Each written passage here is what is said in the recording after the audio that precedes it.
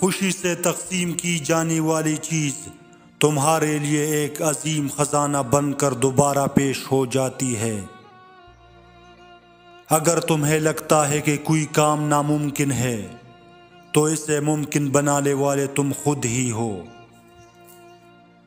اپنے خیالات کو قابو میں رکھیے، یہ آپ کے الفاظ بن جاتے ہیں اور انسان کے الفاظ اس کے اعمال بن جاتے ہیں۔ وہ جگہ بربادی کا قلعہ ہے جہاں لوگ جھوٹی بنیادوں پر کوئی مقام تعمیر کرتے ہیں۔ خود میں ابھرنے والے جذبات کا ایسے مشاہدہ کرو جیسے تم اپنے خیالات کا کرتے ہو۔ زندگی کو سب سے زیادہ فائدہ دینے والی چیز نسبت امید ہے۔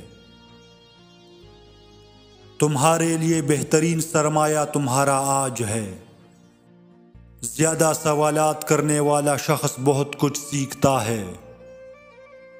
بہتر سانس لینا چاہتے ہو تو اپنا آشیانہ وہاں بناؤ جہاں درخت زیادہ ہو، اور اگر خواہشات کو ختم کرنا چاہتے ہو تو موت کو یاد کیا کرو۔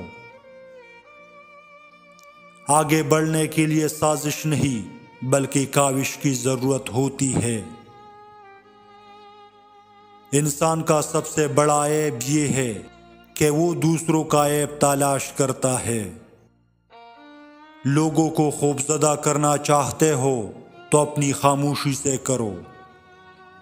موجودہ وقت کا احترام کرنے سے تم اپنی بہت سی پریشانیاں ترک کر سکتے ہو۔ اپنی تکالیف کو بھولنے والا شخص اپنی منزل کو آسان بنا دیتا ہے۔ بخیل شخص کو اپنے مشورے میں ہرگز شریک مت کرو، کیونکہ وہ تنگ دستی کا خوف دلا کر تمہاری ہمت توڑ دے گا۔ سنا تھا روز قیامت کوئی کسی کا نہیں رہے گا، مگر یہ معاملہ تو دنیا میں دکھائی دے رہا ہے۔ اگر کوئی شخص بار بار آپ کے ذہن میں آ رہا ہے تو اس کا مطلب ہے کہ اگر آپ کسی کو اپنے دماغ سے ہٹانے سے قاصر ہے تو یہ ظاہر کرتا ہے کہ آپ بھی اس شخص کے ذہن پر سوار ہوئے ہیں۔ کوئی بھی انسان بدقسمت نہیں بنایا گیا۔ لوگوں سے پوشیدہ ہو کر ایسے کام ہرگز مت کرو جسے تمہیں بعد میں شرمندگی محسوس ہو۔